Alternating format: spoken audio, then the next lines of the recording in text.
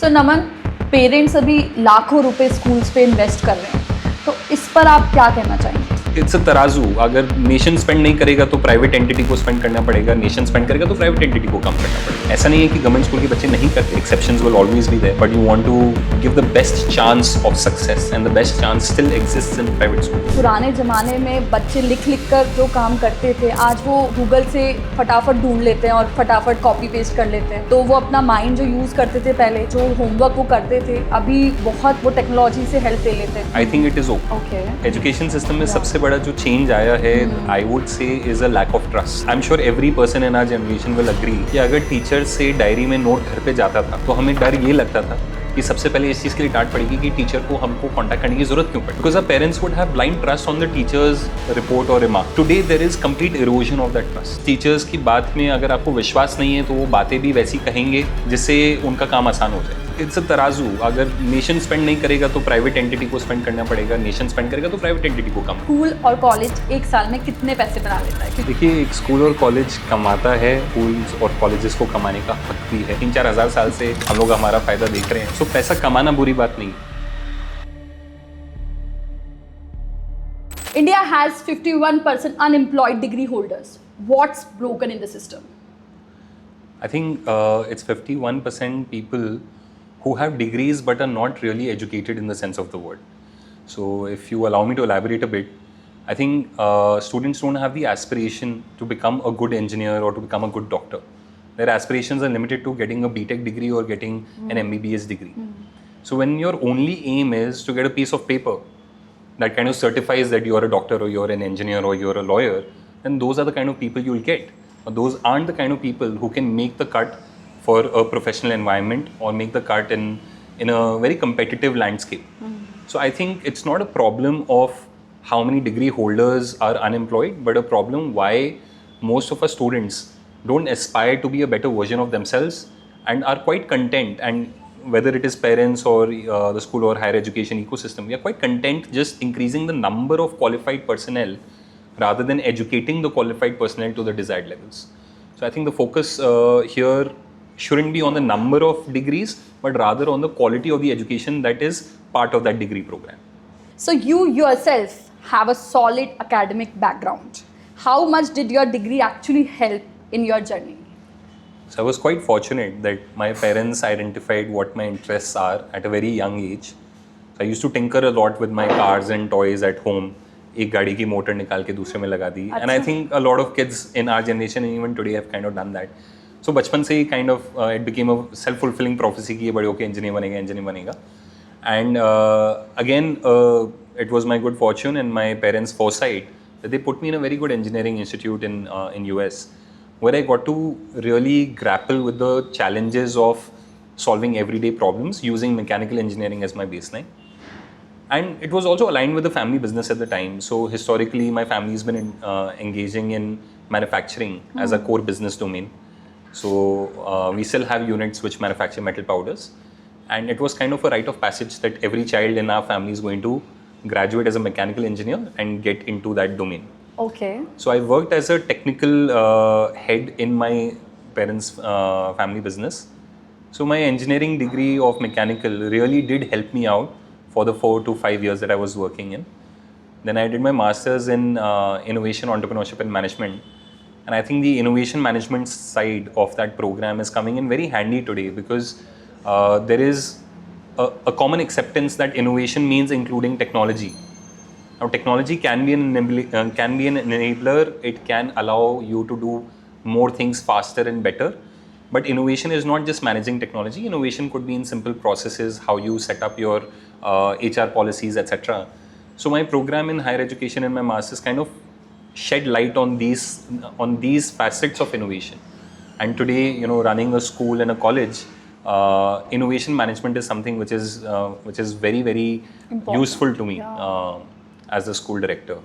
So I kind of believe that if you've invested yourself in the education component of the degree, not just the degree, which is qualifying exams, then you'll find your education to be fruitful, no matter what you choose to do. And I've been in different roles. I've been in CBSE as a senior manager for a project. So that had nothing to do with mechanical engineering, but the things I learned as a mechanical engineer did help me break down problems, approach solutions from different perspectives. So I think education will always help you if you've done it with the right intent. That's amazing. Yes, it is important. You have worked closely with parents.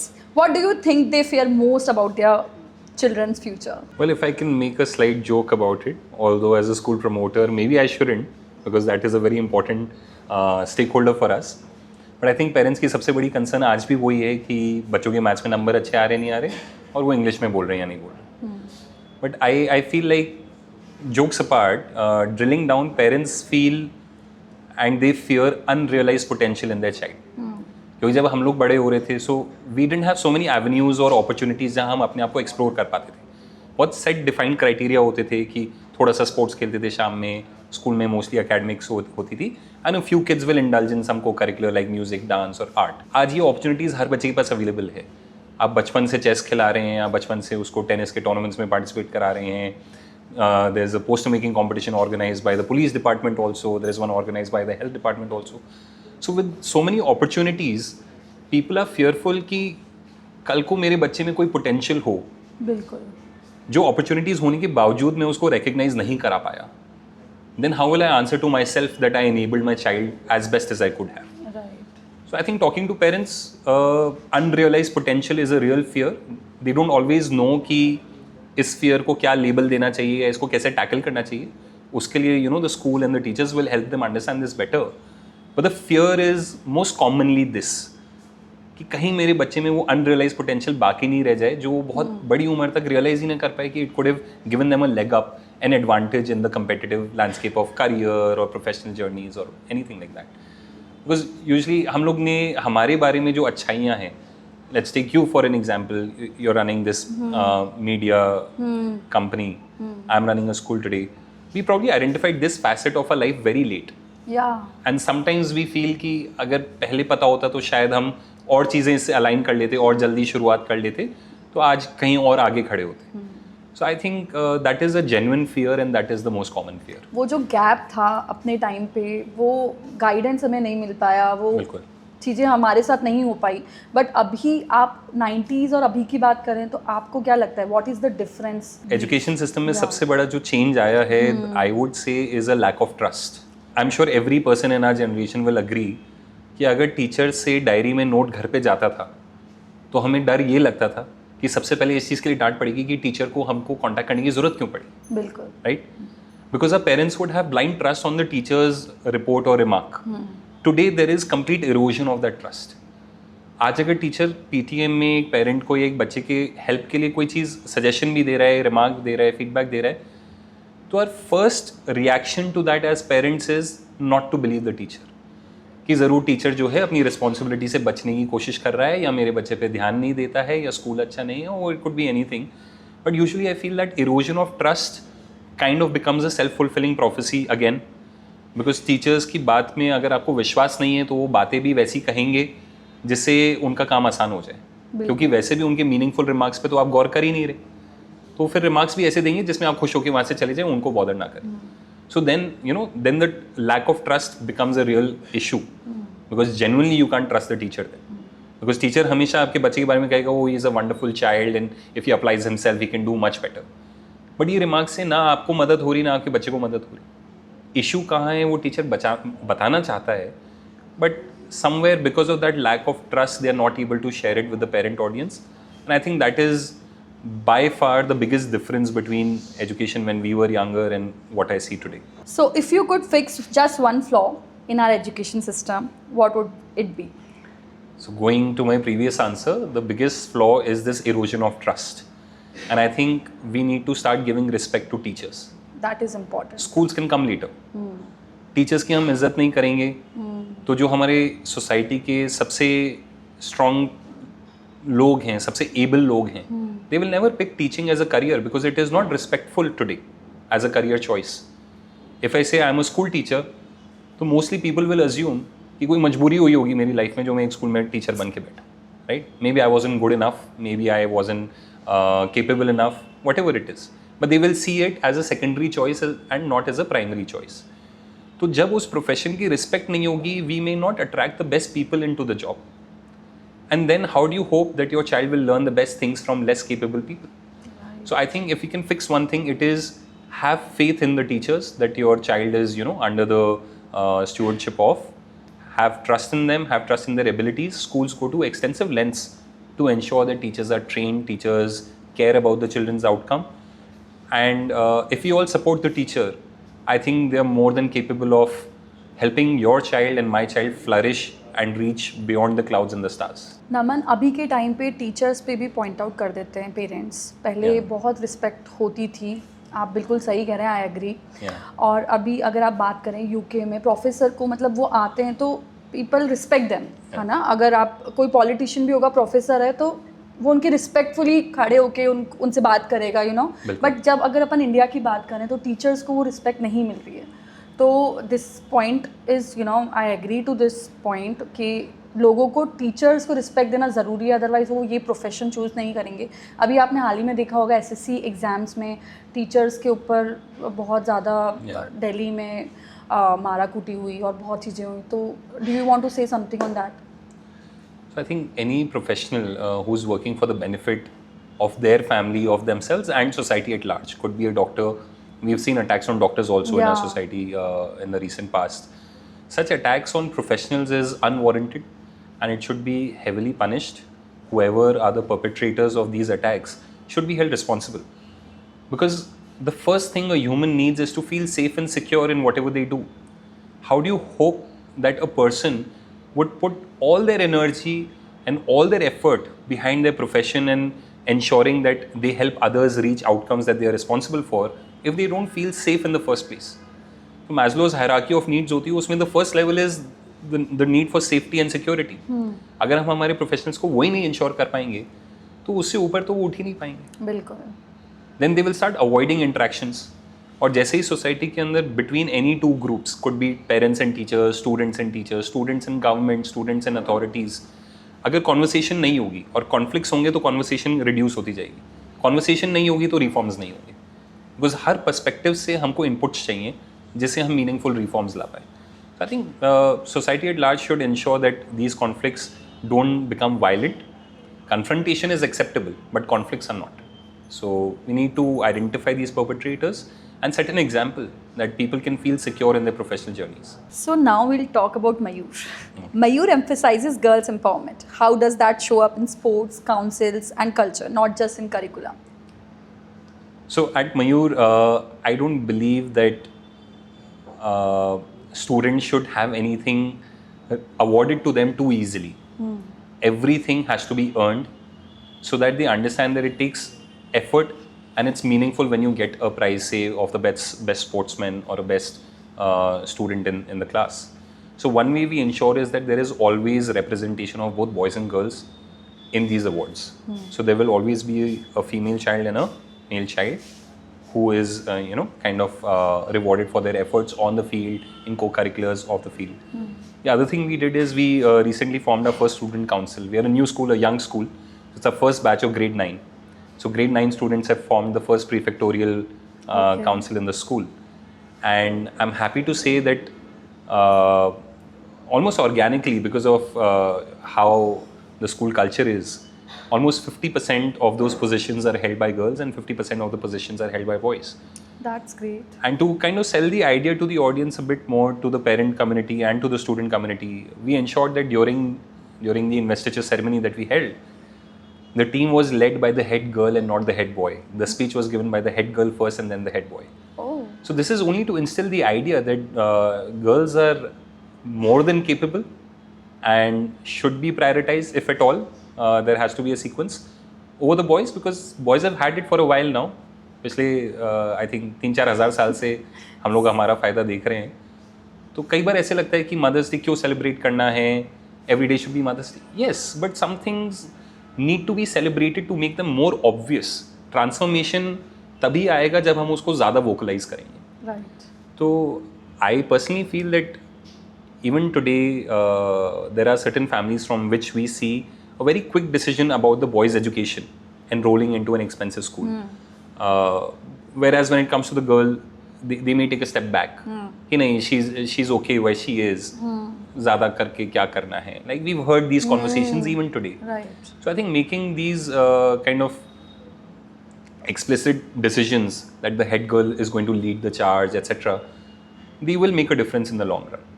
So Naman, parents अभी लाखों रुपए schools पे invest कर रहे हैं, तो इस पर आप क्या कहना चाहेंगे?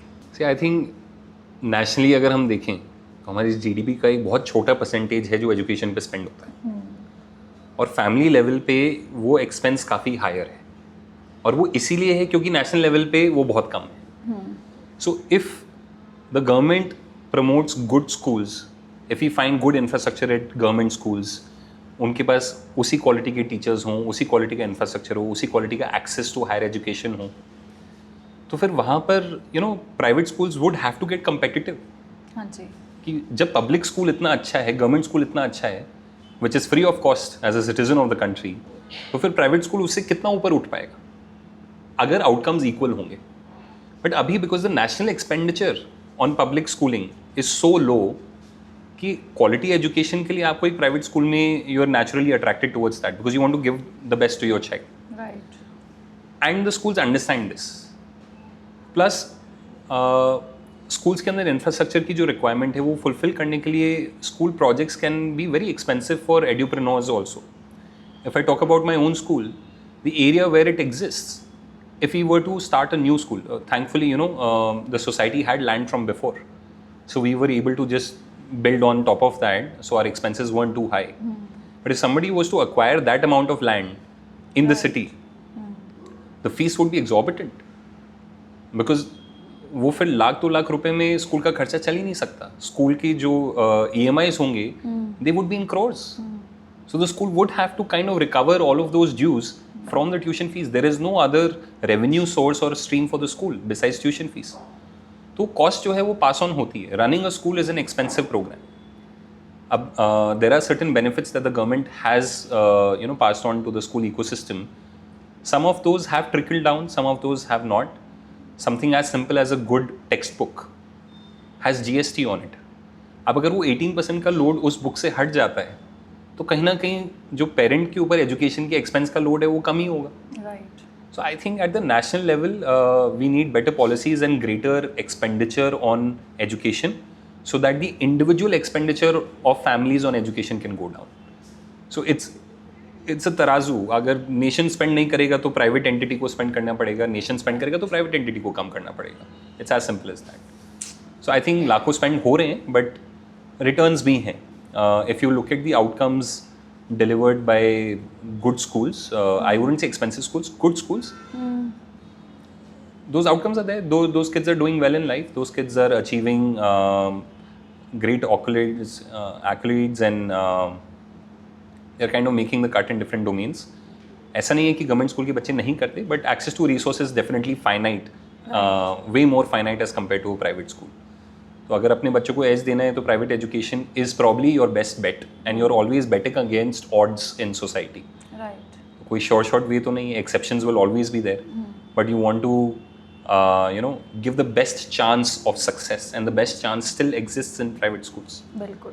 तो नमन, मुझे ऐसा लगता है कि जो गवर्नमेंट स्कूल्स है उनको भी उन पर भी एक्सपेंडिचर होना बहुत ज़रूरी है. जो आपने बोला वो गैप प्राइवेट स्कूल्स और गवर्नमेंट स्कूल में वो देखा जा रहा है, तभी पेरेंट्स ऑप्ट कर रहे हैं प्राइवेट स्कूल्स, बिकॉज वो अपॉर्चुनिटी मिस नहीं, मतलब they want to give opportunity, they want to give platform to their children.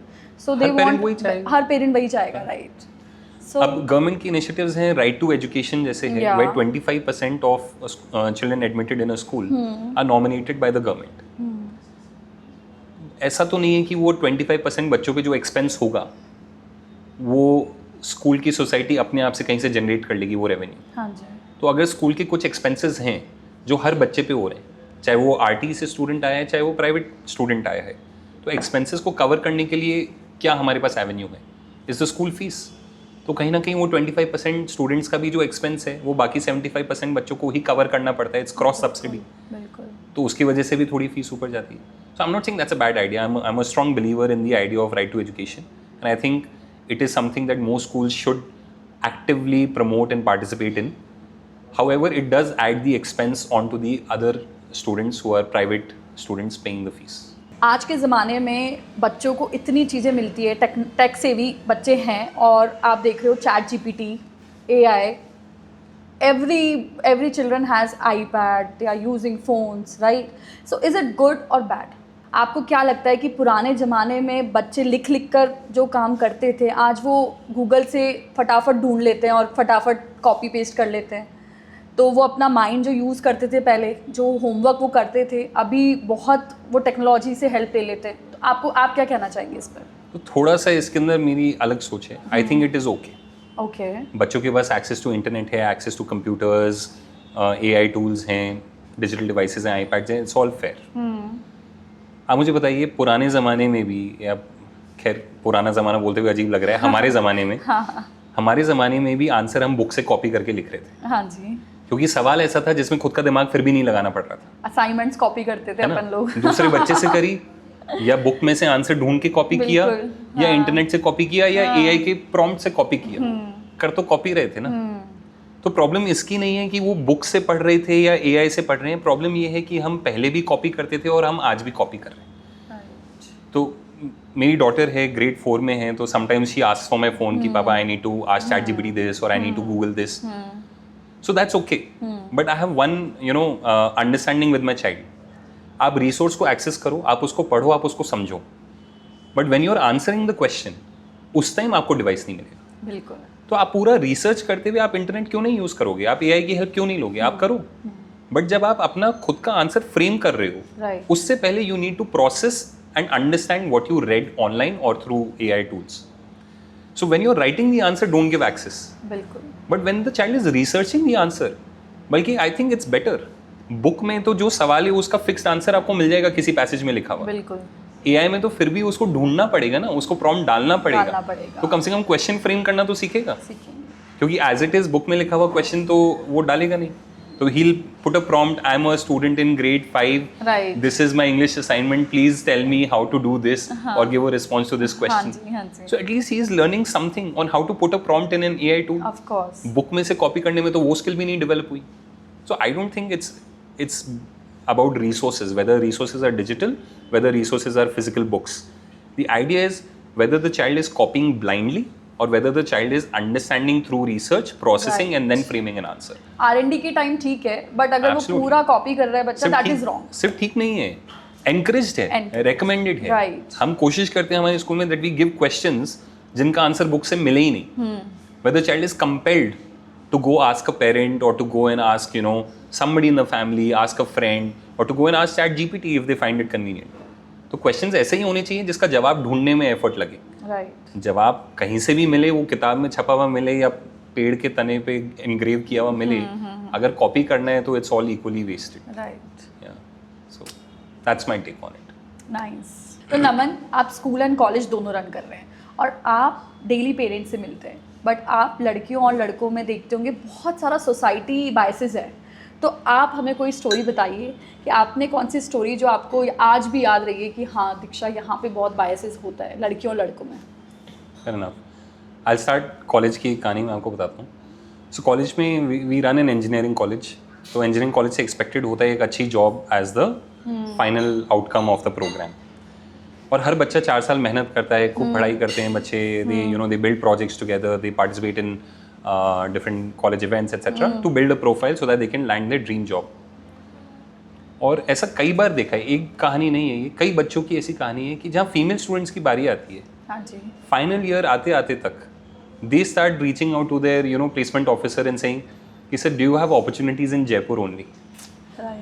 एक लड़का जिसको अपनी ड्रीम जॉब अगर बैंगलोर में मिल रही है, हैदराबाद में मिल रही है, उसके चेहरे पे कोई शिकन नहीं आएगी। They know that they will be allowed to go for that job. Right. But एक गर्ल के केस में कई बार हमने ऐसा देखा है, they land a good job but it's in a city where the parents feel it's too liberal a place, या बेटी ग्रेजुएट हो रही है तो हमको दूर नहीं भेजना, हमको उसको घर के पास रखना है, and they miss out on some amazing opportunities. और फिर मुझे ये कहीं ना कहीं दुख भी होता है कि बच्चे ने 4 साल मेहनत करी थी और उसने एक ऐसा आउटकम अटेन किया है जो उसके क्लास के 90% बच्चे नहीं कर पाए, और वो अचीव करने के बावजूद उसको उस रास्ते पे आगे नहीं चलने दिया जाता। तो ये बहुत सोसाइटी का स्ट्रॉन्ग बायस है कि गर्ल चाइल्ड को हमको ज़्यादा प्रोटेक्टेड रखना है, अपने पास रखना है, या ज़्यादा लंबा हमें घर के बाहर नहीं जाने देना। अभी भी लड़कों के लिए फ्लेक्सिबल और रिजिड नहीं है, but Absolutely. When it comes to a girl education, अभी भी लोग, क्योंकि मैं भी सोसाइटी में वुमेन एम्पावरमेंट पे काम कर रही हूँ, तो मैं ये देखती हूँ कि अभी लड़कियाँ MBA करती है कि यार मुझे शादी करनी है दीक्षा। हाँ। तो मतलब लिटरली पेरेंट्स ने बोला डिग्री अच्छी ले लो तो अच्छी शादी हो जाएगी। तो कभी कभी ये फील पे मुझे बहुत ज़्यादा, मतलब आई फील सो सैड कि MBA अगर कर रही है लड़की और अगर अपने पेरेंट्स का इतना पैसा इन्वेस्ट हो रहा है कॉलेजेस में, तो क्या आपको लगता है कि इस टॉपिक पे आप क्या कहना चाहोगे? Change has to start at home. Right. I am a boy and I have enjoyed patriarchal privileges as much as any other boy, right? तो मैं अपने स्टूडेंट से कई बार ये पूछता हूँ कि एज अ फैमिली आप लोग कहीं गए, मूवी देखने गए, कोई फैमिली फ्रेंड के यहाँ फंक्शन था, आप इवेंट अटेंड करके आए, घर में घुसते ही कौन सबसे पानी पूछता है? Usually is the mother, right? या पापा ऑफिस से आए तो सबसे पहले कौन ऑफर करता है? राइट। मम्मी को भी बोलना होगा तो वो ये नहीं बोलेंगी कि बेटा आप जाके पापा से पूछो, उनके जूते साइड में रख दो और उनसे पूछो पानी लेंगे, चाय लेंगे। Usually that instruction will also go to my sister rather than come to me. Right. So first thing is हमको ये बहुत कैंडिडली डिस्कस करना पड़ेगा, रिकग्नाइज करना पड़ेगा कि हमारे बायसेस हैं और आज भी एग्जिस्ट करते हैं। बिल्कुल। In the same family and well educated families with a lot of exposure, अच्छी social standing भी है, हम सेम चीज़ें देखते हैं। राइट। बोलने में हम बहुत लिबरल हैं, हम हमारे बच्चे को US और UK पढ़ने भेज देंगे, लेकिन अगर वो वहाँ पे रह के जॉब करने की डिमांड करेंगे then it's a problem. Then we say बेटा why don't you look for something here, या आपको ज़रूरत क्या है, you come back, enjoy for a few years. That enjoyment for a few years is looking for a good match for you to marry. Right? So sometimes, we kind of create a system where वो बच्चा है 21-22 साल का, उसको भी आराम चाहिए after 4 years of education. बिल्कुल। तो उस लालच में घर आ भी जाते हैं and then they get caught up in that web, right? And things need to change. Very recently, my mother told me she's enrolled again in her MA program. Okay. Because when she was getting married, उनको अपना MA drop करना पड़ा था, क्योंकि उस time की हर family के अपने कुछ रिस्ट्रिक्शंस होते हैं, हमारी फैमिली के भी थे, तो उन्हें ड्रॉप किया। एंड आई वाज डिलाइटेड कि आज मतलब 35 साल के बाद उनको रियलाइज हुआ और मेरे फादर ने, मेरे ग्रैंडफादर ने ये रिकग्नाइज किया कि हमारा वो बायस उनकी एस्पिरेशंस के खिलाफ था। एंड बहुत देर से जागे हैं, but at least we recognised it कि ऐसा हमें उस टाइम पे भी नहीं करना चाहिए था, और आज अगर पॉसिबिलिटी है तो उनकी वो ख्वाहिश आज पूरी करते हैं। So she is just today field her form at a private university for MA in English. That's great. At the age of 56. Wow. So I think as a family having these conversations, not being afraid of getting challenged is required. And the more we help our children recognize these biases in school, in colleges, they will find the courage to go home and kind of call it out. So it has to start somewhere. और बोलते हैं ना घर से ही change start होता है, घर से ही। If you talk about women empowerment तो घर से ही सम्मान शुरू होता है। मैं आपको एक छोटी सी चीज़ और बताता हूँ। This is not about the school और द कॉलेज, बट मेरे घर की बात है। मेरा पहला बच्चा बेटी हुई मेरे, तो हमारे मारवाड़ियों में कल्चर है कि हम 4 फेरे लेते हैं शादी के टाइम, और 3 फेरे लिए जाते हैं जब बेटा होता है, परोजन के वक्त। तो मेरा बेटी का परोजन नहीं हो रहा था कि परोजन बेटे का होता है पहले। Okay. I had to put my foot down. मेरी दादी नाराज हुई, घर के दूसरे कुछ मेंबर्स नाराज हुए होंगे, बट आई सेड ये आज से रुक रहा है, या तो परोजन अब से नहीं होगा, कल को मेरे बेटा हुआ तो भी नहीं होगा, और अगर होगा तो आज बेटी के लिए भी पहले होगा, और 3 फेरे हम इसी परोजन में पूरे करेंगे। तो हम कल्चर को भी रिस्पेक्ट करेंगे, लेकिन जो कुरीतियां हैं उनको भी तोड़ते हुए करेंगे। बिल्कुल। So we did that. और उसके बाद मेरे भैया की भी पहली बेटी हुई, तो उस टाइम में किसी ने सवाल नहीं उठाया, सबको पता था कि लड़की हुई है, कोई फर्क नहीं पड़ता, परोजन होगा और फेरे इसी में पूरे होंगे। That's nice. So somewhere you have to change किया, right? Yeah, absolutely. So change will begin at home, and there are countless stories in school also. हम लोग स्विमिंग कराते हैं स्कूल में, so there is one batch for boys and one batch for girls. Boys में 95% attendance होती है swimming में, girls में 30% से भी कम होती है। Okay. क्योंकि मदर्स को फियर है, क्लोरीन है, मेरी बेटी काली पड़ जाएगी, या फिर उसको एलर्जीज हो जाएंगी, या उसको धूप में चक्कर आ जाएंगे। Why are we raising our girls to think of themselves as weaker than boys? Why can't they swim in the sun? क्या फर्क पड़ता है? क्या फर्क पड़ता है? अगर लड़कों के लिए नहीं फर्क पड़ता तो लड़की के लिए क्यों फर्क पड़ता है? So kind of cornered the parents. अब हमने एक नोटिफिकेशन भेजा है कि अगर बच्चे कोई बहाना करते हैं कि आई फॉरगॉट माय कॉस्ट्यूम और I didn't bring my swimming kit हाँ टुडे, जी। तो हम उनको 40 मिनट्स धूप में दौड़ाएंगे। ओह, तो या तो आप 40 मिनट्स धूप में दौड़िए या 40 मिनट्स पूल के अंदर एंजॉय कीजिए, अच्छा। लेकिन आपको फिजिकल एक्टिविटी धूप में करनी पड़ेगी। We will not allow girls to fall behind simply because it's too hot.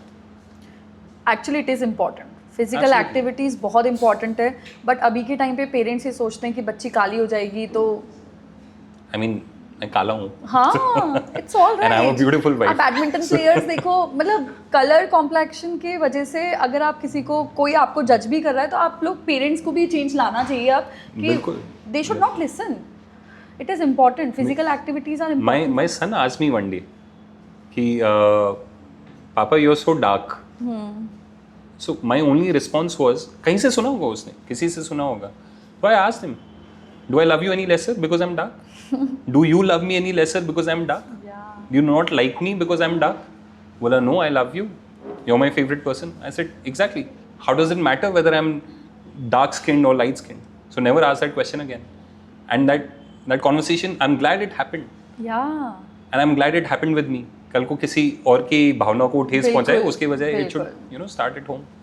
सो बच्चे ये बायसेस पिकअप कर सकते हैं from family members, from some YouTube channel they are watching, या क्लास में किसी बच्चे ने दूसरे बच्चे को चिढ़ाया काला होने के लिए, तो बच्चे को लगेगा कि maybe it's bad to be dark, right? So it's about having those interactions and conversations and taking ownership of it. Yes, so what, I am who I am, not because of my skin color, but because of my values and my beliefs and my capabilities. So That's great. अब नमन एक और सवाल पूछती हूँ मैं आपसे। आप school भी रन करते हैं, कॉलेज भी रन करते हैं, तो मेरा क्वेश्चन है कि स्कूल और कॉलेज एक साल में कितने पैसे बना लेता है? क्योंकि हाल ही में आपने न्यूज़ में देखा होगा कि 150 करोड़ रुपए स्विमिंग पूल के नीचे मिले हैं। तो मुझे तो अब ऐसा लग रहा है कि इस इंडस्ट्री में घुस जाना चाहिए क्योंकि बहुत पैसा है। तो आपको क्या लग रहा है?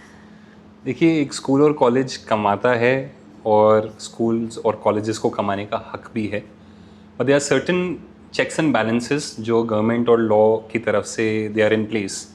एक स्कूल या कॉलेज सिर्फ एक एजुकेशनल ट्रस्ट या सोसाइटी रन कर सकता है। ट्रस्ट और सोसाइटी के नॉर्म्स होते हैं where the profit margin can not be more than 15%। Okay, so पैसा कमाना बुरी बात नहीं है।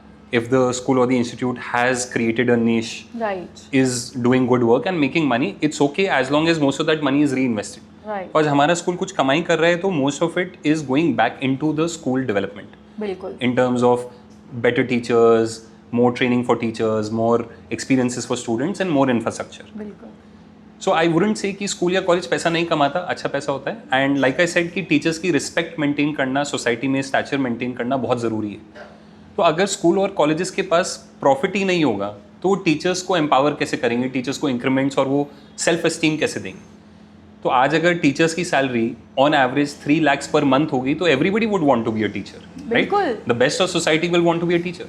और तो जहाँ बच्चे बाहर जा रहे हैं, यूके में उनको पसंद है बाहर स्पेंड करना, यूएस में जाके पढ़ाई करना है तो उनको करोड़ ऑफ रुपीज स्पेंड करने हैं, बट जब इंडिया की बात आती है तो वो पीछे हो जाते हैं। एग्जैक्टली, सो आई थिंक कमाई करना, there is money in the game and it's good that there is money because then we can elevate the standards. But problem वहाँ आती है जहाँ वो पैसा री इन्वेस्ट होने की बजाय और दीवारों के अंदर भर दिया जाता है। सो आई थिंक वहाँ पर we have to again see what is the cost of starting a school और एन इंस्टीट्यूशन, क्योंकि अपफ्रंट जो एक एजुकेटर का एक्सपेंस होता है एक स्कूल को खड़ा करने का, कॉलेज या यूनिवर्सिटी को खड़ा करने का, वो बहुत मैसिव होता है। So for some time, they are only recovering the initial investment they've made. The society is recovering the initial investment, paying back dues to the banks, etc., different stakeholders. लेकिन उसके बाद थोड़े टाइम के बाद वो expenses recover हो जाते हैं, लेकिन फीस तो उतनी हो ही गई है। पहले तो 300 बच्चे थे, अब 3000 बच्चे हो गए हैं और फीस का लेवल बढ़ता जा रहा है। तो एक टाइम के बाद वो मार्जिन ऑफ प्रॉफिट धीरे धीरे इन्फ्लेट होता जाता है। So you will find a lot of schools will set up new branches, new campuses, so that is again getting reinvested back into the society itself. True. But कहीं ना कहीं कई बार personal लालच आ जाता है, आ सकता है, उसके लिए चेक्स एंड बैलेंसेस होने चाहिए। सोसाइटी में मेंबर्स होते हैं जो इलेक्टेड मेंबर्स होते हैं, और स्कूल और कॉलेज सोसाइटी ही रन कर सकती है। तो government should take a keen eye on observe who are the members of these societies and trust जहाँ पर ऐसे पैसे को स्टोर किया जा रहा है या इन्फ्लेट किया जा रहा है या उसको मल्टीपल्स में टर्न किया जा रहा है without reinvestment into the society itself. तो गवर्नमेंट को पता है कि ये कहाँ हो रहा है, किन के साथ हो रहा है, कौन लोग कर रहे हैं, तो उनकी सोसाइटी स्ट्रक्चर्स के ऊपर और बारीकी से स्क्रूटनी होनी चाहिए so that we can all be held accountable. आज sometimes people ask me why did you collaborate with Mayo college general council, Right. And this is one of the key reasons कि कल को 10 साल के बाद when my school has grown tremendously and I get very greedy, what is going to protect the school and the society from my greed as the school director?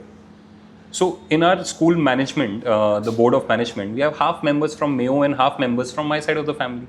Okay. तो ऐसा कुछ हम नहीं कर सकते जो पहले मुझे उन 5 members को convince नहीं करना पड़ेगा. बिल्कुल. So first I'll have to get their vote on it before I can proceed with anything like this. So I think having structures of checks and balances on school promoters, on the societies and their members and trustees who run the school, the structures are there, the frameworks are there, a bit more scrutiny would help ensure fairness. That's nice. Yeah. I agree to this. And मुझे ऐसा लगता है कि scrutiny बहुत ज़रूरी है. और if I can just go back to that question, अगर पूल के अंदर 150 करोड़ रुपए मिले हैं तो पहले मैं देखना चाहूँगा वो पूल कितना अच्छा है ना, क्योंकि उसकी दीवारों में डालने की बजाय वो पूल को फिर तो it should have been a world standard pool, right? बिल्कुल.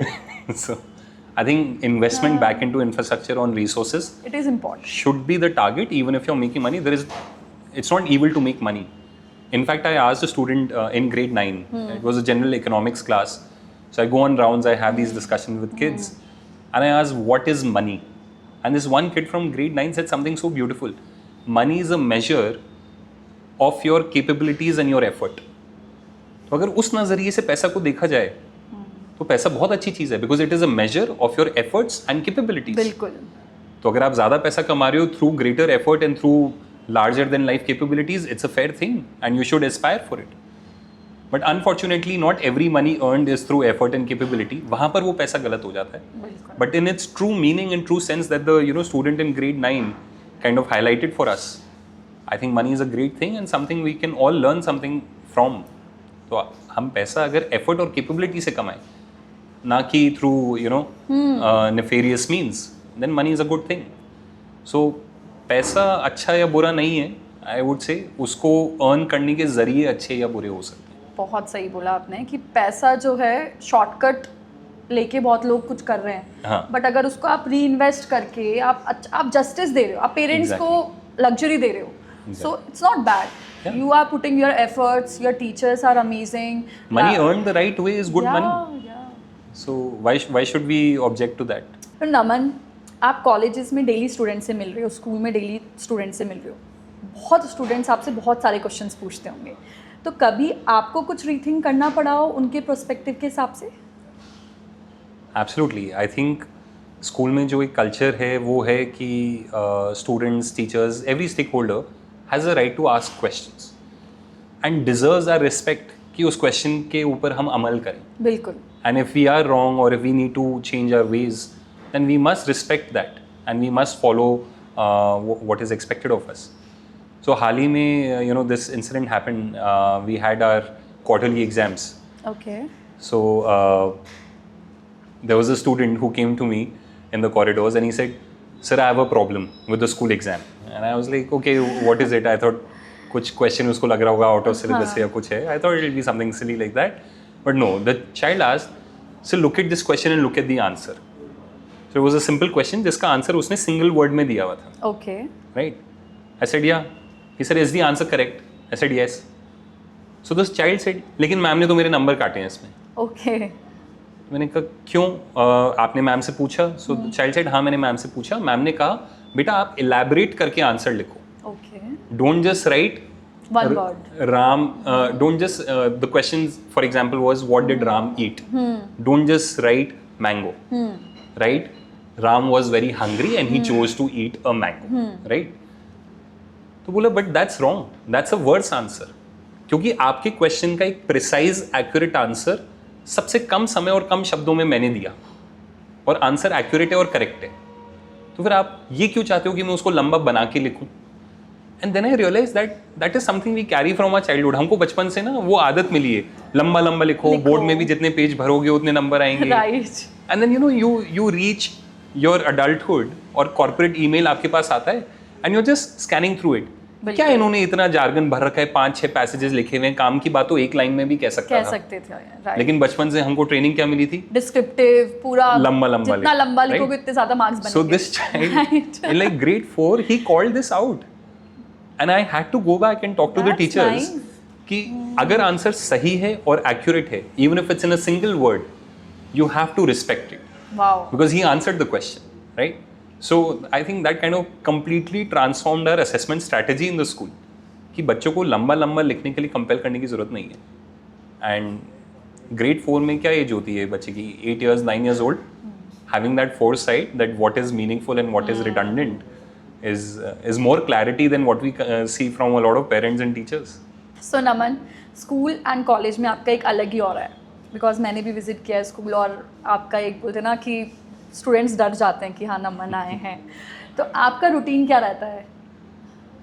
So my routine starts late. Okay, I'm an early riser, but I spend a few hours with family, with my kids. तो मुझे अच्छा लगता है कि उठने के बाद थोड़ा लेजी रहें, आज क्या करेंगे, you know, just having casual conversations with the kids कि अच्छा what are you looking forward to in school today? पलविता, my wife, उससे बात कर लेता हूँ कि कहाँ चलना है, is there a plan to meet our friends in the Okay. evening? So just a positive start to the day, just regular conversations about what we look forward to in the day. शुरू में मैं अपनी office बहुत जल्दी पहुंच जाता था, so my team started objecting to it कि आप सुबह सुबह आ जाते हो and then you start demanding answers कि आज कितने बच्चे प्रेजेंट हैं, किसका सब्स्टिट्यूशन है, क्या क्या टास्क पेंडिंग है. So they also wanted like a couple of hours to settle things down before they can start responding to my queries. So they said आप आराम से आया करो, and this gave me an opportunity and my wife an excuse to push me into a gym. So I've recently taken up a membership because cholesterol इस age में I'm turning 35, so cholesterol levels बढ़ रहे थे, ये हो रहा था. So basic fitness के हिसाब से, so I go work out in the morning. Very lazy person, I go at 9 o'clock in the morning to work out. So I come back, I give time to my team to just get sorted with the day. And then we head back. I spend about 5-6 hours in the school. My favorite thing to do in the day is taking rounds in the school. So That's usually I spend 2 hours just Okay. walking around the school campus. How much kilometers? इतना बड़ा campus नहीं है तो kilometres तो ज़्यादा नहीं होते, but multiple walks around the campus. Okay, so teacher से मुलाकात हो जाती है, I get to talk to kids as they are heading to the art classroom और they are coming back from the computer lab. तो you get a sense of what is happening in the school. जो आपने एक philosophy सोची है, school का vision सोचा है, क्या वो बच्चों तक ट्रांसलेट हो रहा है? वो पल्स चेक हो जाता है एक तरीके से. बिल्कुल. And they hate it if I enter their class during a maths period because I'm fascinated by maths and physics. I'm an Okay. engineer, you can't blame me. So maths की class होती है तो I don't let the teacher teach. अगर maths का period है और मैं उस क्लास में enter कर देता हूँ, then I take the topic and I start teaching the kids myself. And then because these are not scheduled classes, right? So ऐसा नहीं है कि मैं 30 minutes या 35 minutes के बाद बेल बजेगी तो मैं चला जाऊँगा. Once I'm in the class, वो टॉपिक जब तक I'm not satisfied कि सारे बच्चों को समझ में आ गया, it may take the whole day. I'll just stick in that class and continue with that conversation, right? So I kind of enjoy that because उससे बच्चों को भी पता चलता है कि what does Mayur vision mean straight from the director, so they can see it in action in the class when I'm teaching them. तो उससे उनको ना एक comparison भी होता है कि बाकी टीचर्स की भी अप्रोच वैसी नहीं है, तो वो मेरे को एक फ्लैग रेस कर देते हैं कि सर मैम तो ऐसे नहीं पढ़ाती, हाँ जी, मैम तो ऐसे हमको पूछने नहीं देती. So I get like a real sense of what's happening in the school and we can take corrective action. But after the school hours, evenings my kids are back, तो थोड़ी सी थकान होती है. This is again my male privilege, so I kind of send them to my wife कि आप 1-1.5 घंटा इनके साथ बातचीत करो, spend time with them, and I kind of just scroll Instagram, talk to my friends, watch a Okay. bit of YouTube. Okay. And we were all guilty of doom scrolling, right? Right. So I worry about what's AI going to do to the education system and all. तो वो चलता रहता है, I get all anxious about it. Then my kids go to play. My wife and I will go for a walk or something like that. I'll sit with my parents, have a cup of tea. हम सबको चाय का शौक है. I mean India में रहते हो और चाय नहीं enjoy करते तो. बिल्कुल. और हम लोग ना चाय भी वो चुस्कियाँ मार के पीते हैं. अच्छा. So it's great, yeah. And we're very particular. अगर अच्छी नहीं बनी तो हम दोबारा बनाते हैं. Okay. So we spend like an hour and a half over our अच्छा. tea in the evening. And after that, the kids are back. I help them with their homework a bit. We kind of set them, उनका bag जचाना, ये सब करना हम लोग मिलके करते हैं शाम को. Then afterwards, it's just dinner. Sometimes outings with friends. We love going for movies, comedy nights. So Jaipur में बहुत अच्छा अब ये स्टैंड अप कॉमेडी का सीन चालू हो Culture गया चालू हुआ है, है, right. So and there's so many nice cafes, restaurants. Yeah. So we go with our friends. We have our own personal space. We are young parents. तो हमारे बच्चों के friends हैं, उनके parents हैं, हमारे college time के mates हैं. So we hang out like a couple of times a week. Otherwise, we are just at home, Netflix, Amazon Prime, you know, Sony Live and whatnot. We watch a couple of hours of TV. Sometimes, if I can find it, you know, find some me time, then I like to read books. So I'll spend Okay. about an hour a day reading books. कौन सी book favourite है आपकी? So at present, there's a book by Devdutt Patnaik Okay. by the name of My Gita. My Gita. Okay. So original Gita तो संस्कृत में I could never read it. I don't know the language.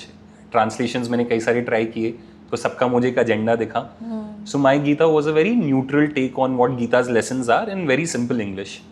So I think that's the most memorable one that I've read over the last 1 year. बाकी हर साल की एक नई favourite होती है. So it's kind of nice. I enjoy reading books. That's a habit I picked up That's a good habit. Yeah. at a young age. Young So, age, yeah. yeah. I'm a Harry Potter fanboy, so you can ask me any trivia about Harry Potter, I'll probably know it. So, Oh.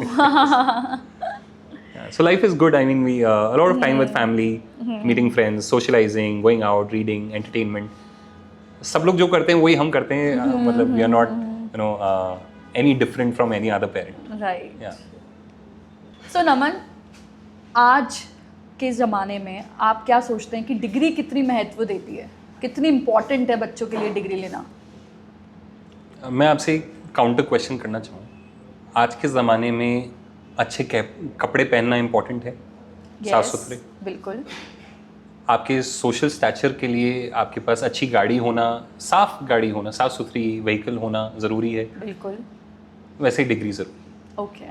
तो ये सारी चीज़ें, इनकी utility change नहीं होती. आज ये shirt crisp है या नहीं है, वेल आयर्नड है या नहीं है, उससे इसकी यूटिलिटी में फ़र्क नहीं पड़ता. But it will signal something to those who are observing. It will signal a sense of responsibility. It will signal a sense of maturity. It will signal a sense of discipline. वैसे ही जैसे society के अंदर आपकी महंगी गाड़ी या आपका आईफोन जो है सिग्नल करता है आपका स्टैचर या आपका एस्थेटिक सेंस, वैसे ही एक डिग्री पोटेंशियल एम्प्लॉयर्स और आपके पीयर्स को ये सिग्नल करता है कि आप में पेशेंस है, आप 4 साल एक चीज़ के पीछे दौड़ सकते हो, आप डेली 8 घंटा बैठ के मेहनत कर सकते हो. हाँ जी. राइट. और आप अपने आप को असेस करने से कतराते नहीं हो. बिकॉज किसी भी फॉर्मल डिग्री सिस्टम में क्वालिफिकेशन के लिए there'll be some form of an assessment, interview, project. तो डिग्री अचीव करना is important because it signals these qualities to your potential employers and to your peers. But क्या सिर्फ degree हासिल करना enough है? That I don't agree with. Degree के साथ साथ उसके जो बैकअप में स्किल्स हैं, जो education which is expected from somebody who carries that degree, that is also very important. The degree will allow you to get into an interview. Right. But after your in the interview अगर आपके पास जवाब नहीं है सवालों के, तो फिर आप आगे कैसे बढ़ेंगे? It can you know, it can be the train engine that will, you know, be visible to the audience, that will signal might, speed, strength, capacity, technology.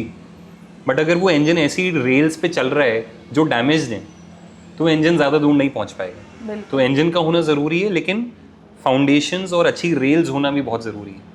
जैसे 90s में होता था कि आप अपनी डिग्री बता रहे हो, सिर्फ मैंने ये किया, ये किया, ये किया, ये किया. अभी के टाइम पे डिग्री के साथ साथ आपने बहुत अच्छी बात बोली कि स्किल्स और आपको सीखना, जो लाइफ में बोलते हैं implementation, execution, that is actually important. If you are learning something you have to be, you know, like कि आपको सीखने के अलावा आपको बोलना भी आना चाहिए. Confidence is actually what matters is the most. You had asked me which is my favourite book, तो मैंने मेंशन किया था माय गीता. तो उसमें उन्होंने एक चीज़ कही थी विच इज़ यू नो, कि उनकी इंटरप्रिटेशन के हिसाब से गीता सेज सबसे बड़ा पाप करना नहीं है, सबसे बड़ा पाप कुछ ना करना है. बिल्कुल. Right.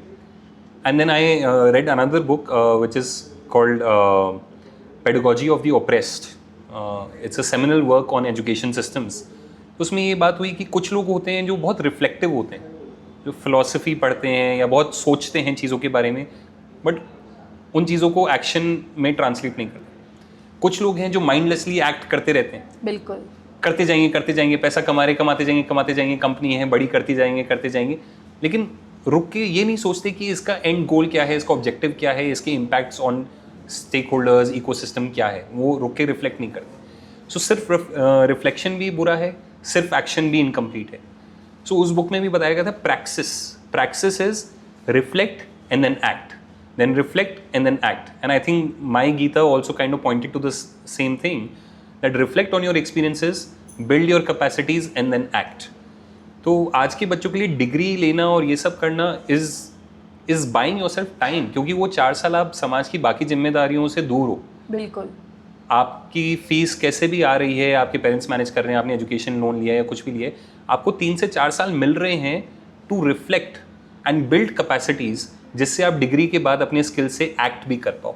Right. So it's kind of perfectly aligned and we are nobody to second guess this transition from being a reflective student to becoming an acting professional.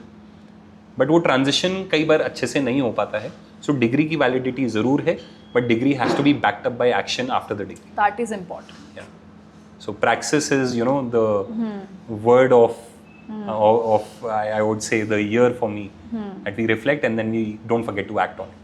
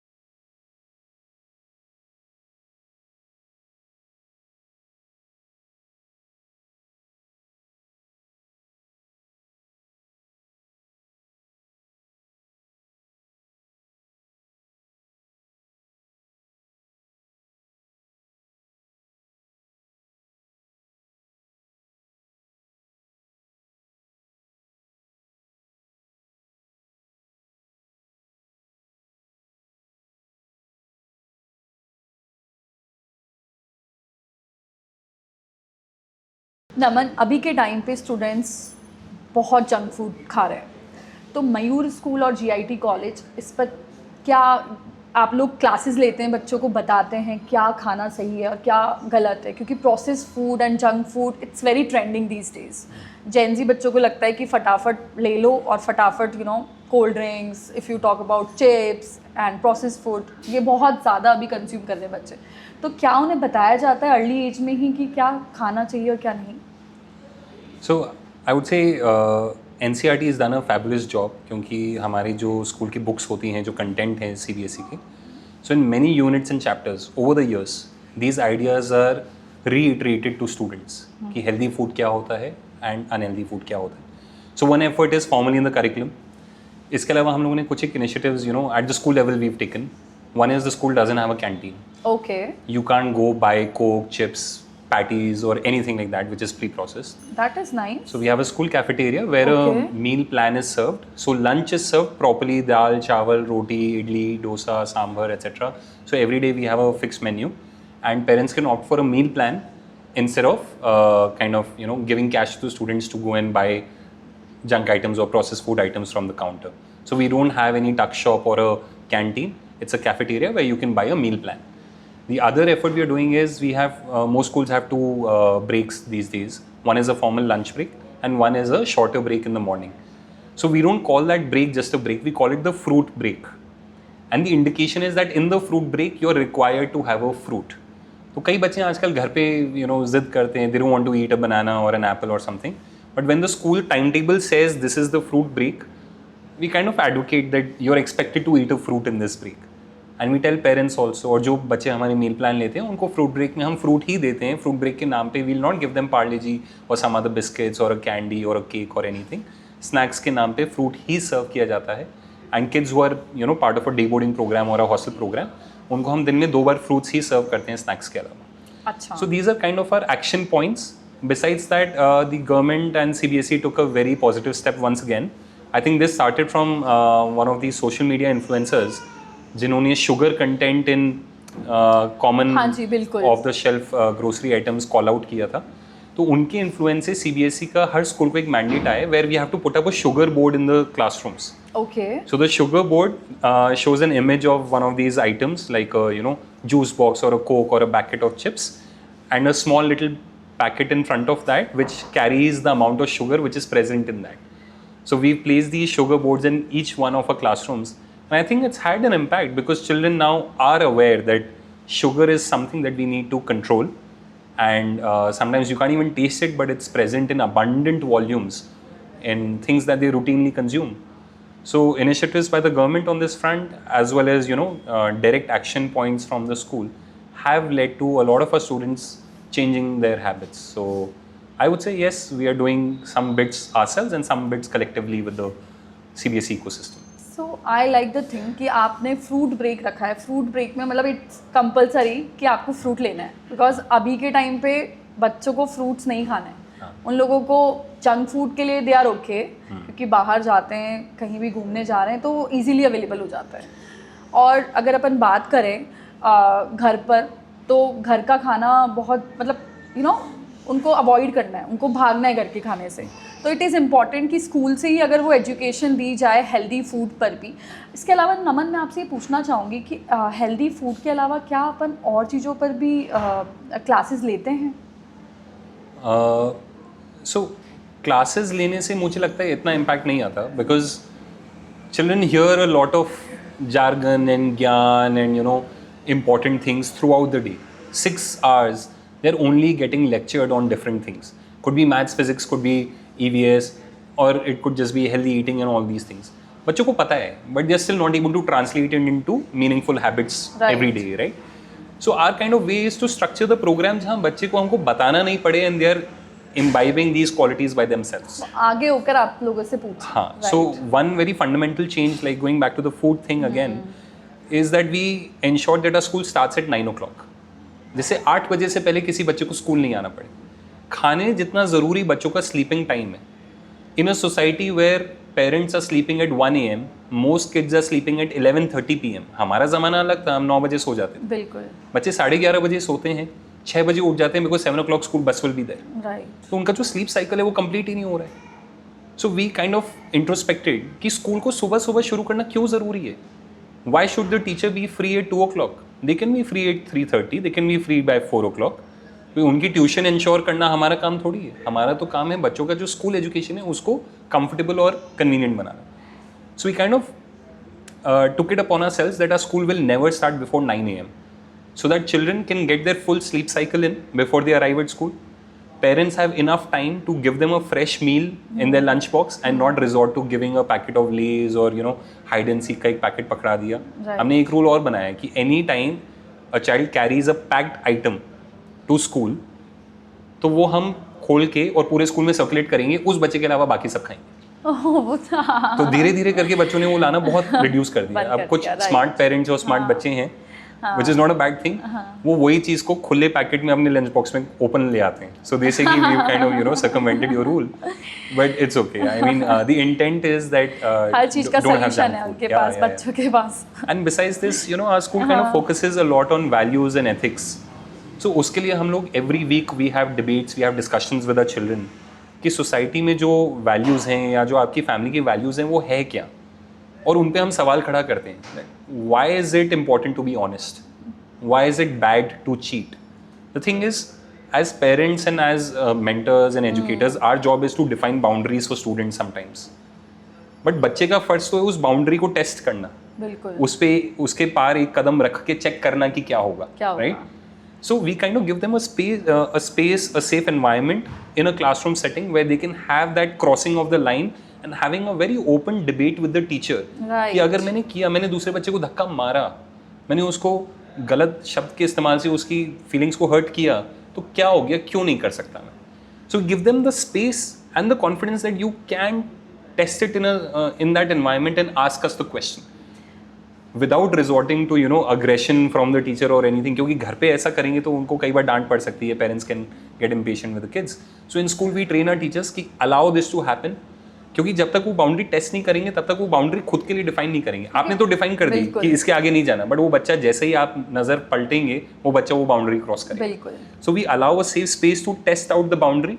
जब बच्चे को कन्विक्शन होता है कि नहीं सही कहते हैं, कि ऐसा नहीं करना चाहिए, देन वी नो कि वो वैल्यू सिस्टम इंटरनलाइज हो गया. So I think with most things in life, just talking to them about it is not enough. You have to give them the confidence that they can ask counter questions. बिल्कुल, they can ask questions which are on the opposite side, like to play the devil's advocate. अब मैं आपको कह रहा हूँ honesty is the best policy. आधे लोग मेरे से डिसएग्री करेंगे कि आज के ज़माने में honesty is not the best policy, right? But आज का ज़माना क्या है? It is a reflection of our collective attitudes. तो आज के ज़माने में honesty best policy क्यों नहीं है? Where is it fair? Where is it unethical? Where is it illegal? इन चीज़ों को, इन बाउंड्रीज को डिफाइन करना बच्चों के लिए in a school space is something we seek to do. And I think behavioural change कभी एक दिन में तो नहीं होता. So our school is still young. It takes time. Yeah, so in 2 years we've seen a lot of transformation in our students, but slowly we are getting there. I think a school culture in our ecosystem thrives on cultural values. Okay. But not by imposing them. Those values are inculcated by questioning them. जब हम बच्चे थे तो हमें डर लगता था, वो गैप आपने रिकवर किया, मुझे बहुत अच्छा लग रहा है कि टीचर से हमें पूछने में भी डर लगता था, वो काउंटर क्वेश्चन करने में भी, मतलब आप लोग बोलते ना गूज़बम्स आ जाते थे कि ठीक है हम पूछे या नहीं पूछे, वो डर एक होता था. बट अभी वो बाउंड्री क्रॉस करके बच्चों को सही और गलत का समझाना, क्योंकि बोलते वो तभी सीखेगा जब वो खुद एक्सपीरियंस करेगा, दैट इज़ इम्पॉर्टेंट. तो ये initiative, I really like the initiative कि आप लोग इस पे काम कर रहे हैं, वो गैप फुलफिल कर रहे हैं आप लोग कि बच्चे पूछ सकते हैं कि क्या सही और क्या गलत है, और वो टेस्ट जो बाउंड्री है, क्योंकि घर पे अगर पूछेंगे तो पेरेंट्स भी डांट मार देंगे. तो एक बार बोलते हैं ना कि अगर अपन ने किसी को चिढ़ाया या किसी को कुछ गलत बोला तो उसके बाद क्या होगा, that is important. So I really like this thing. और उसमें हमने क्या किया, we partnered with a company called School Cinema. They have done an fantabulous job. They have curated and created a lot of short films about these values and ethics around school children. कि अगर आप game में अपने friend से हार जाते हो तो how you should respond to it. So most kids at a younger age might react violently, aggressively, in denial कि नहीं ये गेम चीटिंग करी उसने. They will not accept their defeat, right? Especially from a friend that they don't expect to be better than them. तो वो movies उन्होंने बनाई हैं. We screen those movies for kids every month, 1 movie a month. So these are like 15-20 minute films. Because अपने friend को जज करना थोड़ा मुश्किल होता है, अपने आप को जज करना बहुत ज़्यादा मुश्किल होता है. एक मूवी कैरेक्टर को जज करना ईजी होता है. बिल्कुल. तो क्या सही है क्या गलत है. So we get kids to do some reflection exercises after watching that movie. कि आपने कभी ऐसा किया है? Do you think this character did the right thing? How should they remedy this? Should he go and ask for an apology? तो बच्चे वो करते हैं तो धीरे धीरे we can hope that they will put it into practice. So it's not just a lecture कि ये सही है और ये गलत है. We find different, we use multimedia, we use books also in some cases. We use debate formats in order to get children to identify with and build conviction in these defined values that our society holds dear. And Naman, मैं इस पर भी बात करना चाहूँगी. Parents pressure जो होता है कि IIT करना है, नीट करना है, और आपने सुना होगा सुसाइड्स इंडिया में बहुत हो रही हैं, राइट? क्योंकि वो पेरेंटल प्रेशर होता है कि भाई आपको तो IITian बच्चा चाहिए हमें, है ना? तो 12th के बाद उनको ये लगता है कि हम IIT करने भेजेंगे, और बच्चे के ऊपर प्रेशर आ जाता है. और बच्चे ने बचपन से अच्छे स्कोर किए होते हैं, 12th तक 90s में है, बट वो IIT में पास नहीं हो पाता है, तो वो नो जो है वो एक्सेप्ट नहीं कर पाता बच्चा. तो इस पर आप क्या कहना चाहेंगे कि जो अभी भी पेरेंट्स फोर्सफुली बच्चों को किसी इंडस्ट्री में भेजना चाहते हैं, तो ये किस तरह चेंज ला सकते हैं अपन इंडिया में? इसमें एक फिलॉसफी है by Albert Camus. It's called absurdism. He, as humans, we are looking for purpose in our lives, but the universe is a void. It doesn't care about our individual, goals and objectives in life. तो ये conflict में रहता है, और उसकी कहानी है बहुत ब्यूटीफुली पोर्ट्रेड है by the character of Sisyphus. So Sisyphus बहुत एरोगेंट था and he challenge the gods. तो गॉड्स ने उसको पनिश किया कि एक पहाड़ी के नीचे उसको खड़ा कर दिया, and you know there was a giant boulder, a massive stone that he had to roll up the hill. Okay. और वो जैसे ही ऊपर पहुंचता था, वो गॉड्स ने ऐसे डिफाइन किया था, वो बोल्डर वापस रोल करके नीचे आ जाता था. और उसकी पनिशमेंट ये थी that he will never die, and for eternity he will roll up the boulder and the boulder would fall back down. तो ऐसी लाइफ में किसी को मीनिंग नहीं मिलेगा, किसी को पर्पस नहीं मिलेगा. No absurdism and Albert Camus दे से कि उसी में मीनिंग ढूंढना, ऐसे मंडेन टास्क, रिपीटेड टास्क में भी मीनिंग ढूंढना बहुत इंपॉर्टेंट है. So Sisyphus as a character signals कि आप एब्सर्डिटी को कैसे हैंडल करो. वो हर बार उतने ही शौक से, उतने ही जोश से वो पत्थर को दोबारा पहाड़ के ऊपर पुश करता था, and he became defiant. God started getting irritated कि इसे इरिटेट क्यों नहीं हो रहा है, why is he so happy doing this task. So I think there is a great lesson for us parents कि बच्चों को सक्सेसफुल नहीं, पर्पसफुल बनाओ, and finding purpose in whatever task you have at hand. My purpose today could be talking to you. So if I do it with full intent and conviction that I want to make this meaningful for you and your audience, that's going to give me some value, some sense of self-worth in exchange. Right. तो बच्चों को successful बनाने के पीछे नहीं दौड़ना है, IIT के पीछे नहीं दौड़ना है. Will they be able to identify a purpose in their life that will give meaning to their efforts? Because something as mundane as pushing a rock up a hill, as long as it gives meaning to you, it is a meaningful task to be accomplished. So I think parents need to learn that it's not about, there is no fixed way of winning in life. Her IITian successful थोड़ी है. तो ये correlation बायस भी कहते हैं कि IIT गया, उसके बाद he got a job at a big company, tech company at 1 crore per annum. अगर IIT was the only reason, तो हर आईआईटीएन को वो जॉब मिलनी चाहिए थी. सही बात है. And I think there is a fair number और a large number of students. I think almost जितने बच्चों को 1 crore का पैकेज मिलता होगा, उतने सुसाइड्स भी होते होंगे. बिल्कुल. तो हम सर्वाइवर्स को तो देख रहे हैं, but kids, little kids due to mental health issues who lost the battle, उनके बारे में हम रिकग्नाइज ही नहीं करते कि we might be taking a big gamble. हमारे बच्चे का इक्वल चांस है, या तो उसको 1 crore का पैकेज मिलेगा, बट उतना ही चांस है कि he might get mentally disturbed and depressed. So as a parent would I want to take such a chance जहाँ या तो बच्चा सुसाइडल हो सकता है या फिर 1 crore का पैकेज हो सकता है. I would never go for that chance, क्योंकि 1 crore का पैकेज जो है वो कभी भी मेरे बच्चे की खुशी और उसकी लाइफ से ज़्यादा इंपॉर्टेंट नहीं होगा. So I think helping children find purpose and meaning is more important than helping them find success. And the moment we realize that, these becoming a doctor, an IITian and a successful entrepreneur, these things will melt away, because we as a society we feel हम जितना कर सकते थे शायद हम नहीं achieve कर पाए, और वो फियर हम अपने बच्चों पे इम्पोज करते हैं कि इनको सब कुछ दे दो, right. और इनको इतनी गाइडेंस दो, इतना पुश करो कि they are never thinking the same. So it comes from a well-meaning place, from a parent's heart. But उसका इम्पैक्ट जो है थोड़ा नेगेटिव जा रहा है. So I think parents just need to be conscious of the fact that chances of success are not a loaded die. उसके अंदर दूसरा एक कॉरलरी है where the child can succumb to that pressure also. So just help your child find purpose in singing a song, in solving maths problems for fun, not to win an Olympiad. और education की एक बहुत important facet I would like to close with this remark. On the sports field, you have to defeat me in order to win, right? It's a zero-sum game. एक +1 होगा तो दूसरा -1 होगा, right? Education ऐसा नहीं होता है. एजुकेशन में आपको आगे बढ़ने के लिए मुझे हराना ज़रूरी नहीं है. एजुकेशन में आप भी आगे बढ़ सकते हो, मैं भी साथ में आगे बढ़ सकता हूँ, हम सारे साथ में आगे बढ़ सकते हैं. It's a non-zero-sum game. So because of these, ranks, Olympiads and medals, हम लोग ज़बरदस्ती एजुकेशन को इस धर्रे में डाल रहे हैं, स्पोर्ट्स कंपटीशन वाले धर्रे में डाल रहे हैं. Sports are zero sum games and education is a non zero sum game. These are very different aspects of growth and development and achievement. So education के अंदर let's not push our kids towards that zero sum game. बिल्कुल.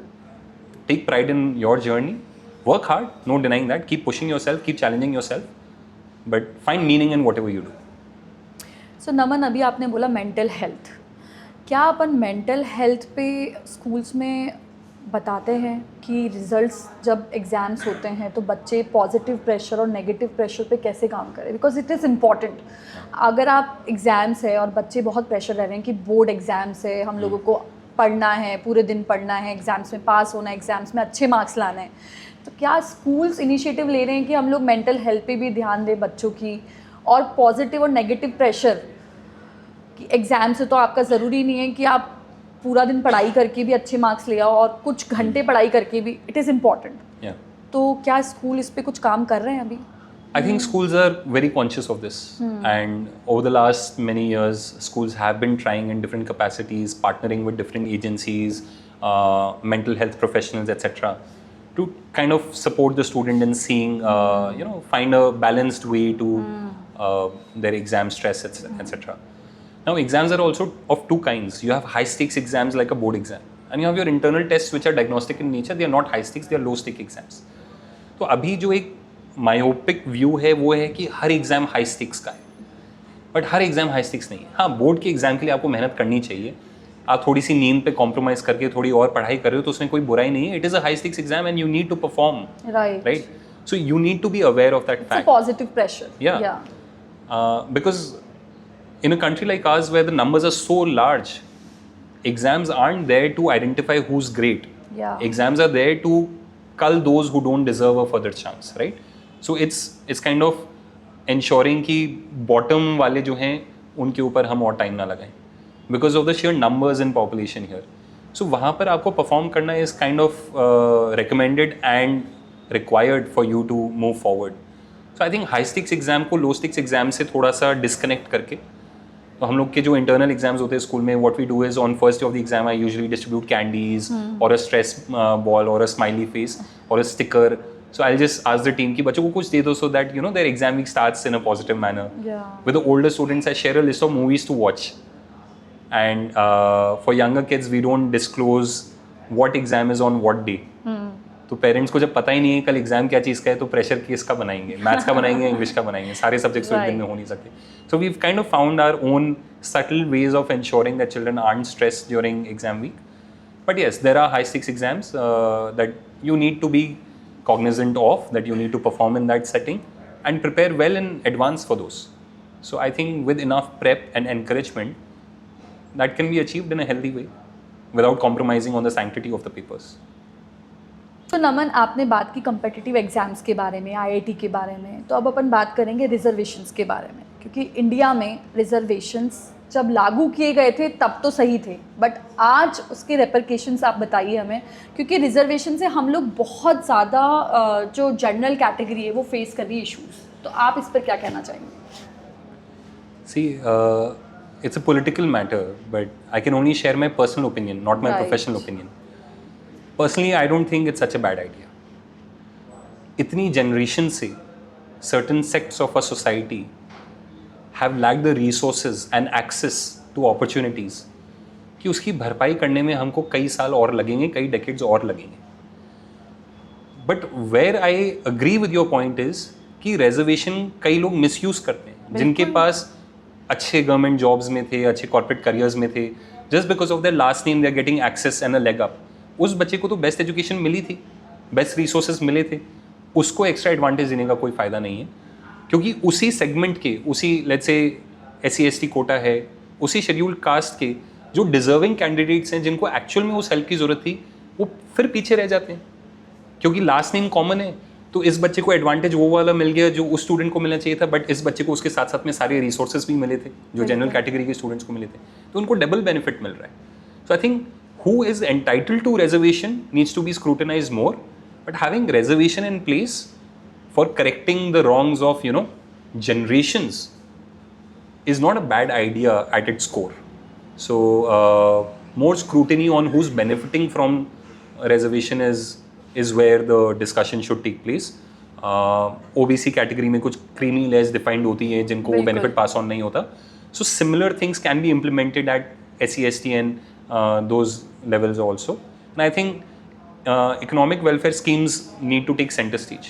आज की तारीख में कौन सी cast या कौन सी ट्राइब से आप हैं, उससे ज़्यादा ज़रूरी है कि आपके पास एक्सेस टू रिसोर्सेज कितने थे. राइट. तो जिन बच्चों के पास वो एक्सेस टू रिसोर्सेज नहीं थे, I could be a general category student living in a very remote village where there was no proper primary and secondary education. True. I still deserve that reservation more than a OBC or a SC category student बिल्कुल। living in Jaipur city studying at the best schools. बिल्कुल। So I think EWS reservations should be more of a focus as compared to castes and other segments.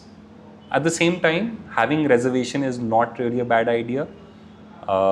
As a country, as a government, social upliftment has to be inclusive. And sometimes there is no other way of including everybody besides having reservations. So being an inclusive society is never a bad idea. So Naman, last question, आप क्या message देना चाहेंगे students और parents को इस podcast के through? I strongly believe that whatever you aspire for in life, whatever you define success as, it could be fame, it could be money, it could be, a big job or a strong political career. The strongest indicator for achieving that success is not your family background, is not your school education, is not your degree. The strongest indicator is how high is your self-esteem. People we see around us, हम कई बार कहानियाँ सुनते हैं कि school में topper था, आज कुछ नहीं करा, हाँ जी। I used to fail in school but today I am so successful. Usually the common thread between the successful people is high self-esteem. तो अगर self-esteem बच्चों की हम maintain कर सकते हैं and we can ensure that their self-esteem is never damaged or hampered, I think that is the real superpower a child can have in order to achieve whatever they wish to in their life. It could be becoming a footballer, it could be becoming the next prime minister of the country or an IAS officer or a businessman. So self-esteem के अंदर between parents and students, usually there is a balance. As parents, हम हमारी self-esteem maximize करने को aim कर रहे हैं, right? So we help our child a bit too much. We over-assist. इसका homework भी मैं करा दूँ, इसको तैयार भी मैं कर दूँ, and we feel good about ourselves. I'm such a caring parent. My parents never did all this for me, and I do it for my child, right? But every time you do something more than what is required, the child is feeling I can't do it on my own. Right. I need help. आप अपनी self-esteem बढ़ा रहे हो और अपने बच्चे की गिरा रहे हो. So it's okay if the child can't get the answer. Let them find the answer as much as they can, right? जिससे उनकी self-esteem ऊपर जाती रहे, आपकी आप संभाल लेंगे, अब आप बड़े हो चुके हैं. So my biggest takeaway from this podcast that I hope the audience has is that recognize and respect the self-esteem of your child and help to nourish and boost that more than anything else. That's amazing. Yeah. Because मैं जब college में थी, मैं back bencher थी college में. Yeah. 12th तक I was studious. But जब college में थी तो हम लोगों ने आज देखा कि टॉपर्स हमें मैसेज कर रहे हैं कि if you have any job vacancy Diksha let us know. So बहुत अच्छा लगता है सुन के कि self esteem is actually very important, जो अभी के टाइम पे पेरेंट्स को अपने बच्चों को बतानी चाहिए और स्टूडेंट्स को भी वर्क करना चाहिए सेल्फ एस्टीम पे. बिकॉज इट्स नॉट इम्पॉर्टेंट कि आप पढ़ाई में कितने अच्छे हो, अगर आप कॉलेज में टॉपर हो और आप सेल्फ एस्टीम आपकी कम है तो आप लाइफ में कहीं ना कहीं लैक कर रहे हो. तो it is actually very important कि आपको अपने सेल्फ एस्टीम पे वर्क करना चाहिए. So thank you so much Naman, thank you for your precious time. I really enjoyed the podcast session. Thank you. Your questions were very thought-provoking, and I hope I didn't bore you with my answers. No, not at all. Great experience for me. Same here. Yeah. Thank you. Hope to Done. connect again.